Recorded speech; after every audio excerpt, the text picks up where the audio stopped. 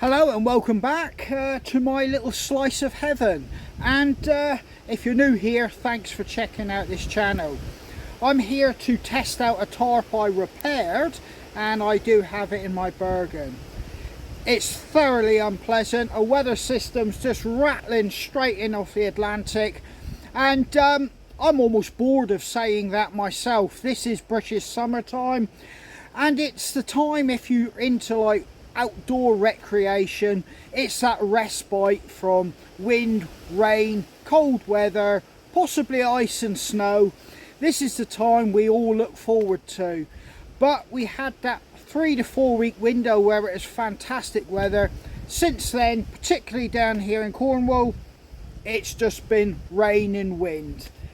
But it's an ideal opportunity for me to test that tarp, quite simply because I'm not camping. So I can put this up, have a coffee, examine it, see if it's going to hold out the rigours of actually being pulled in all directions through wind tension and me setting it up, and to see if any water, comes through the repair.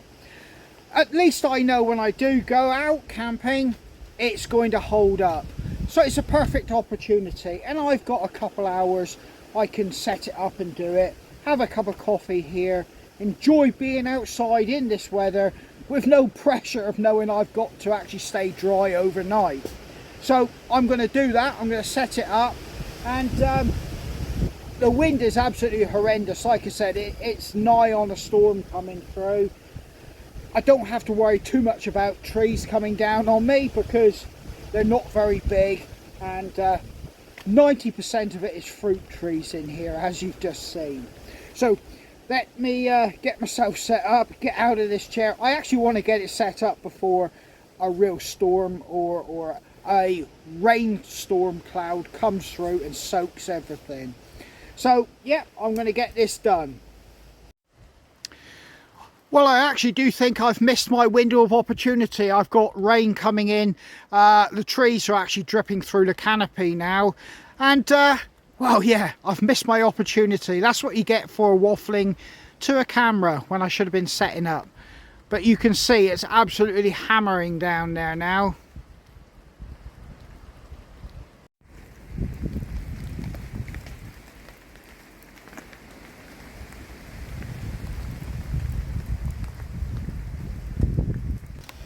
Right then guys, I'm trying not to put my waterproof trousers on. They do tend to bind you up a bit. I may have to. It's absolutely hoofing down out there now. But I'm just looking for the repair and just trying to find it now. I don't think I did that good a job that it's totally hidden. But yeah, just trying to find it and have a little look. Oh, there it is. As you can see, I've got that rubberized look to it. This is the inside of the tarp. It's flexible and it's not cracking, so you know, I haven't tested this out yet, so this is obviously why I'm here. This is the inside bit, which is the slightly larger bit of the actual repair. I'm going to get inside underneath it. Let's see what it looks like from the outside. Here it is. And that's the smaller part of the repair I did. Slightly smaller, not such a quite as diameter. Hopefully it's going to be like with the glue on the repair, like a rivet, and it won't move. But anyway, I'm going to try and get this up now.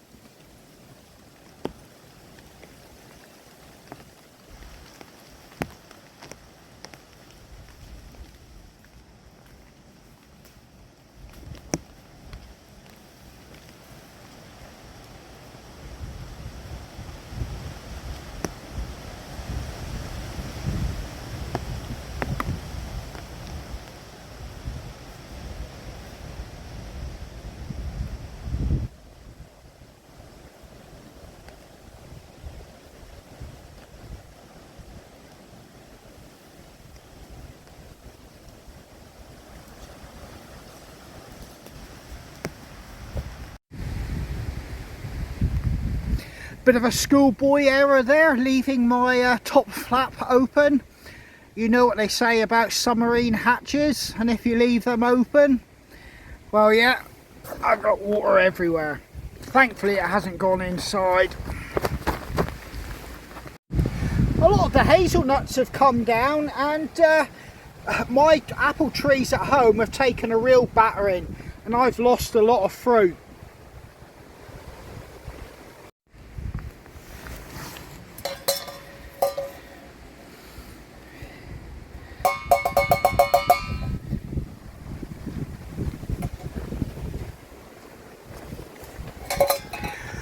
Right, I've created a pretty simple shelter. Basically, it's a lean-to with my hiking pole just shoved in a loop there, just to give me a bit more headroom. But, you know, it's working. It is flapping a little bit there, but you can see the repair there. And I'm not getting nothing come through there yet. It's feeling like it's under a fair bit of tension there, and the wind is snagging and pulling at it. I'm going to leave it like that because that's a good test to see how it will perform under like heavy load conditions. So my top bungie's pulling off at an angle, so I've got a little bit of a crinkle here, but you can see my repair there. And it doesn't look too bad actually. The water's just running straight off it. And even though it's being put under pressure from a lot of different angles and the wind is ripping at it, it's still holding firm and fast there. So yeah, that's a good sign. And it doesn't stand out too much. Which is, I know that doesn't mean a lot because you're more worried about the waterproofing of the actual tarp, but it's still nice if it's not a glaring what you can see as a repair. So yeah, I'm going to see how this holds out once I get another one of those rain showers come through. So yeah, there's a lot of fruit trees in here, and I'm picking apples off the ground. The wind is giving these trees a real hammering, and it's great for the wildlife. The rabbits and the deers are picking it all up. But my trees, like I think I've just said, are like it at home. I'm losing vast quantities of fruit. This year for me, the weather, ironically, is not the heat and the lack of water. It's too much wind and rain, which is actually hurting my crop this year. But it's just one of those things, weather comes and goes in cycles. Well, I'm killing two birds with one stone, as the saying is, or goes. I've actually got bracken out with me, and I'm going to get a cup of coffee on the go and wait for the next shower. That's basically what I'm here, and I'm just going to do this. It might seem like a waste of time, and other people may just have actually gone straight to it and used it. But I really don't want to get out somewhere and have to find out the hard way that it's going to leak, or the actual bond between the actual glue material and fabric parts company under load or stress, and I'm left spending hours in darkness wondering where my life went wrong.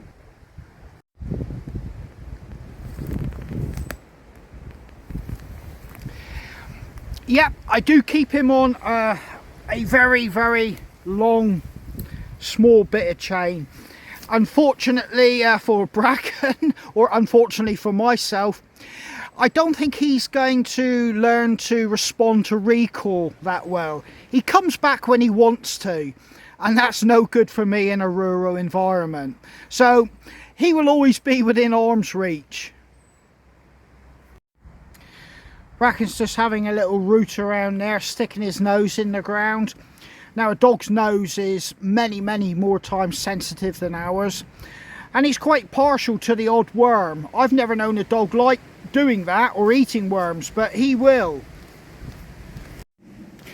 So this is home for the next few hours, and I'm pretty sure I'm going to get dumped on by a load of rain pretty soon. So I'm going to get my coffee on the go. As simple as it can possibly honestly get when you're wild camping or just throwing a daytime tent up. Gas burner, boiling vessel, couple chocolate biscuits, water and milk, and of course coffee.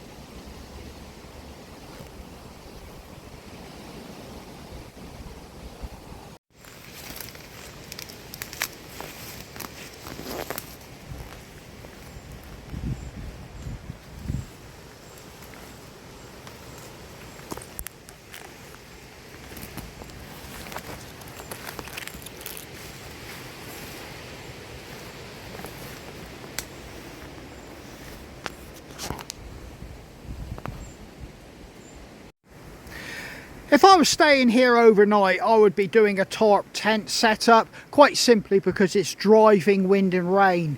And you know, if you've got the time and you've got the option to do it, that's possibly where I would go. I could lower it and have a very shallow A-frame style setup, but yet again, I just do not want any chance of getting wet. Our fridge freezer packed up last Christmas, and the apples that we did harvest a few bags from here, and the blackberries, slowberries and other foodstuffs in that fridge, all wasted. We had no idea that it actually stopped working, and like I said, over the Christmas period we lost it all. Totally gutted, not just at the expense of the food we had stored there, but all the time and effort we'd put into harvesting the apples and blackberries. And we were really looking forward to, you know, after Christmas we were going to sample the delights of all our hard work and energy. This year we've got a new fridge freezer, so it starts all over again, just like the seasons, and we're looking forward to harvesting a few apples and blackberries to get us through the winter.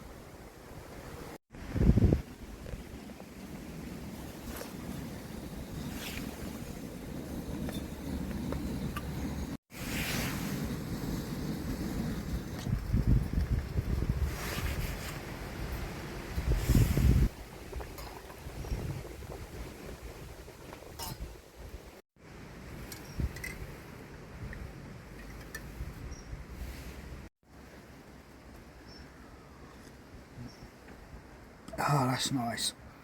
Right then, I do have a video not so far back in my back catalogue of me doing this repair. Now, the glue, which is Gorilla Grip clear, kind of like flexible adhesive, is doing the job. I can't complain. I expected it to. And I did use material from the bag the tarp is actually issued, or it comes in. Now, I think it's worked outstanding. I mean, there are other things that you can use on the market to repair holes in a tarp. I've been here possibly just over an hour now with it set up, and I'm quite convinced that that's not going to break free the adhesive, and the actual repair itself is solid and waterproof. I would like to see one of the real heavy showers come through. We've had a lot, as you've seen, you know, there's a lot of spitting and the wind is really pushing it hard, but I really want to see one real heavy downpour just to test this out. I'd be pretty disappointed if I pack up, go home, and as I come out the workshop it really does hammer down. This is pretty hideous. This is what puts people off wild camping and bushcrafting. I know they say if you've got the kit you can stick it, and that is true, but summertime should be the time for everybody to get into it and get a feel for it in the good conditions. Now, I'm not sure if it's going to come out on camera, but it is absolutely raining quite hard and it's going sideways. It's going to the left of the actual screen. I should imagine it'll come out on film. But yeah, I do want it to come down where it's torrential. What's happening out there now is enough to actually get you absolutely soaking if you were stood out in that field. It's looking like it's going to be a good apple crop in here, and also the hawthorn has got loads of berries on it as well.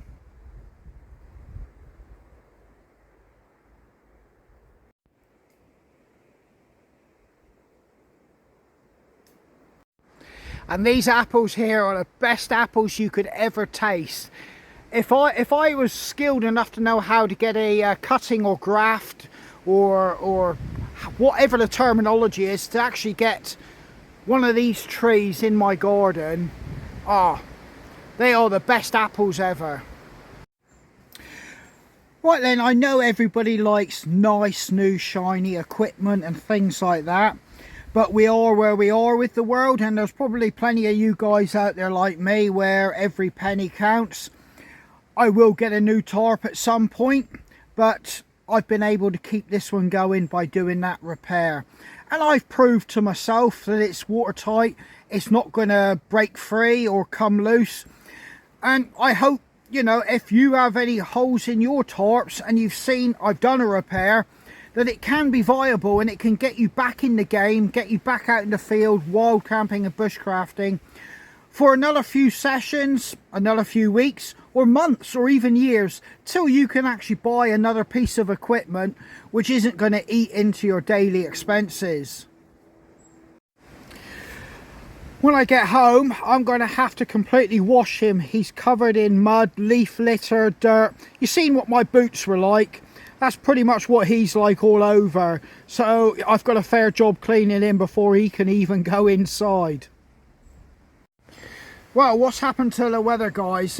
You know, I had so much planned banking on the weather, and I want to go up on the high ground and take you guys along with me.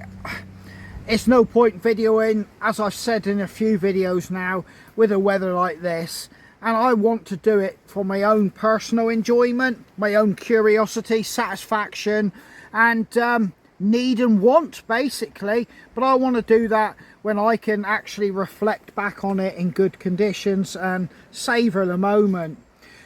The valley I want to actually go from one end to the other, it's going to mean one hell of a lot of bushwhacking and pushing through, and it's going to require a lot of time.